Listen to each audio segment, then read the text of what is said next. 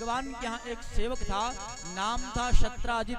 शत्राजित भगवान सूर्य नारायण की आराधना करता था। एक बात बताऊं, बहुत ध्यान से सुनिएगा। जो व्यक्ति सूर्य नारायण की आराधना करता है, सूर्य अर्घ देता है, सूर्योपस्थान करता है, सूर्य भगवान का मंत्र जप करता है, उसके शरीर में तेज आता है। हाँ, सूर्य अगर प्रबल हैं तो संसार में कुछ भी दुर्लभ नहीं है।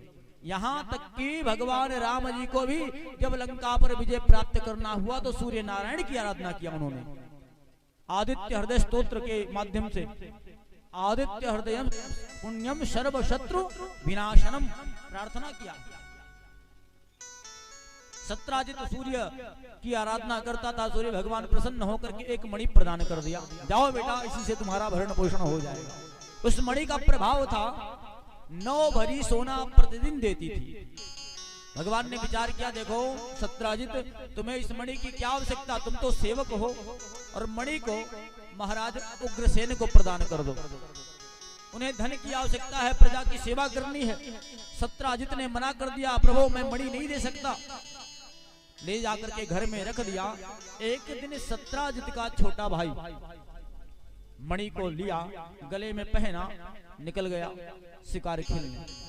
जंगल में पहुंचा, शिकार खेलते खेलते एक सिंह ने आक्रमण कर दिया। शत्राजित के भाई को मार दिया, मणि को छीन लिया, मणि को लेकर के भागने लगा। तब तक रक्षराज जाम्बवंत जी महाराज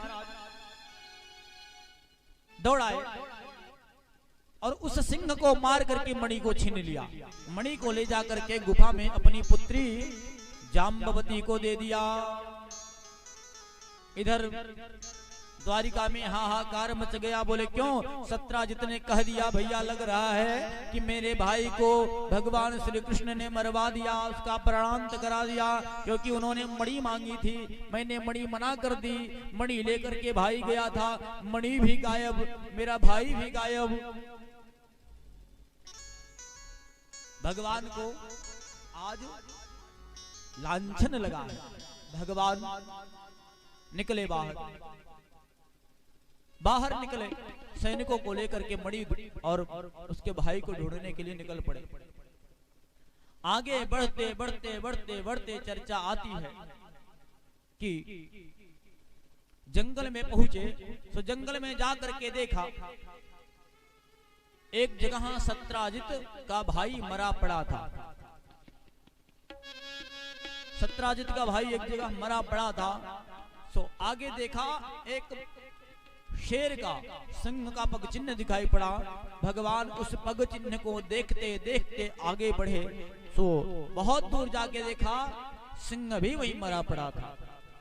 आगे देखा तो एक भालू का पग चिन्ह दिखाई पड़ा। उस भालू के पग चिन्ह को देखते देखते कहां पहुंच गए? गुफा में प्रवेश किया। गुफा में जाते समय अपने सैनिकों से कहा, भैया एक काम करो, हम अंदर जा रहे, तुम लोग बाहर खड़े रहो, और अगर 12 दिन में मेरी वापसी नहीं हुई तो तुम लोग जाकर के द्वारिका का राजपाट संभालना। आज तो किसी को चोर बना लो, डाकू बना दो, कोई ऐसा नहीं करेगा कि अपना प्राण जोखिम में डाल दे। हाँ, पहले लोगों के लिए स्वाभिमान ही सब कुछ था, अब स्वाभिमान नहीं है, अब केवल अभिमान है। अभिमान नहीं होना चाहिए, लेकिन स्वाभिमान का त्याग भी नहीं करना चाहिए। हाँ, दास निवेदन करे कि भगवान अंदर प्रवेश लिए, अंदर प्रवेश लिए। आंसू जा करके देखा एक स्त्री थी, बच्ची थी, वो मणि को लेकर के खेल रही थी।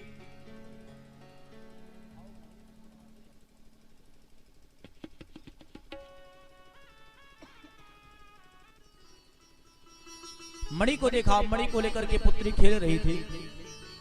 तो भगवान ने बिटिया से कहा, बेटा एक काम करो, मणि हमें दे दो। बिटिया ने जोर से आवाज लगाई, पिताजी कोई आ गया। रक्षराज जाम्बवंत दौड़ करके आए।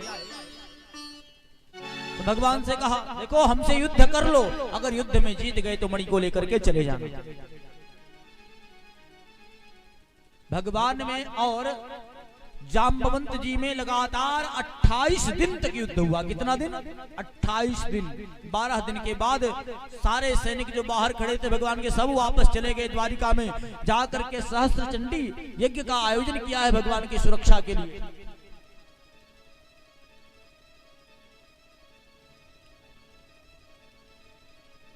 अट्ठाईसवें दिन भगवान ने एक मुष्टिका प्रहार की जाम्बवंत जी के ऊपर। जाम्बवंत जी नीचे गिरे और उठ करके दोनों मुष्टिका बांधा और भगवान के वक्षस्थल पर, सीने पर प्रहार करना चाहा। जैसे प्रहार किया, कौस्तुभ मणि दिखाई पड़ी, भृगु जी का पग चिन्ह दिखाई पड़ा।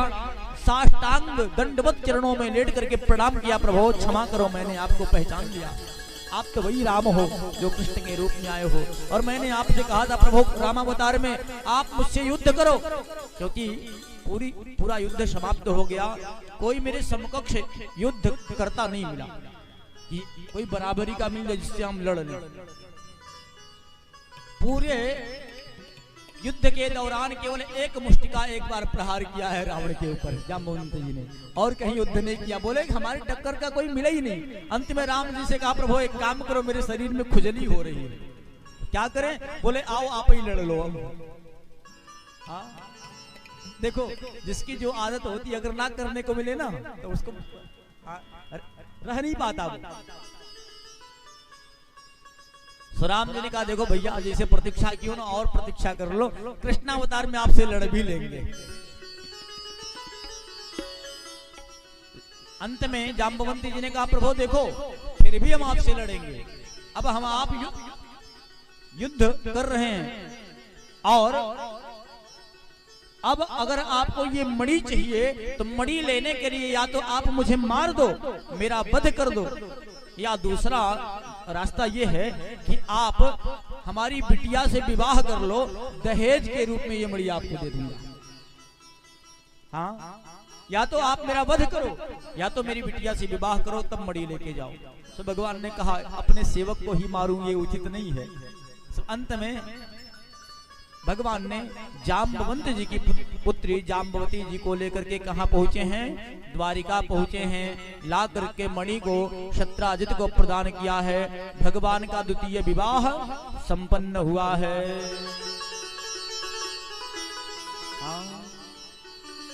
आगे चर्चा आती है, शत्राजित की एक पुत्री थी, नाम था सत्यभामा।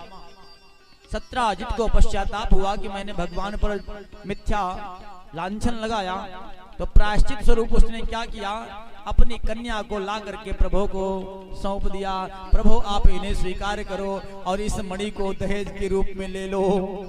मणि एक और विवाह दो करना पड़ा। एक मणि के कारण कन्हैया को दो विवाह करना पड़ा। प्रेम से बोलिए दुल्हा दुल्हन सरकार की जय। आगे चर्चा आती है,